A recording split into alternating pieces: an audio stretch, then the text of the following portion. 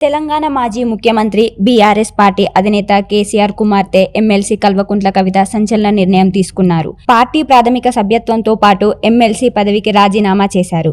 తండ్రి కేసీఆర్ బీఆర్ఎస్ నుంచి తనను సస్పెండ్ చేయడంతో మనస్తాపానికి గురైన కవిత తాజాగా పార్టీని వీడుతూ భావోద్వేగానికి గురయ్యారు.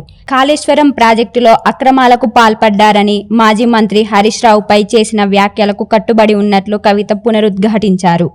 హరీష్ రావు అవినీతి డబ్బుతో 2018 ఎన్నికల్లో కొందరు ఎమ్మెల్యేలకు ఫండింగ్ చేశారని, కొంచెం అటు ఇటు అయితే ఎమ్మెల్యేలు తన వద్దే ఉండాలనే కుట్ర పన్నారని సంచలన వ్యాఖ్యలు చేశారు. 2009లో సిరిసిల్లాలో కేటీఆర్ను ఓడించేందుకు 60 లక్షల రూపాయలు పంపారని ఆరోపించారు. పార్టీ నుంచి తమ కుటుంబాన్ని వెలివేయాలని హరీష్ రావు కుట్రలు చేస్తున్నారని ఆమె తీవ్ర వ్యాఖ్యలు చేశారు.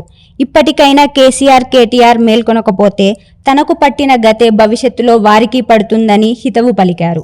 మరోవైపు తన భవిష్యత్ ప్రణాళికపై కవిత స్పష్టతనిచ్చారు. తాను ఏ పార్టీలో చేరట్లేదని, ఆ అవసరం కూడా లేదన్నారు.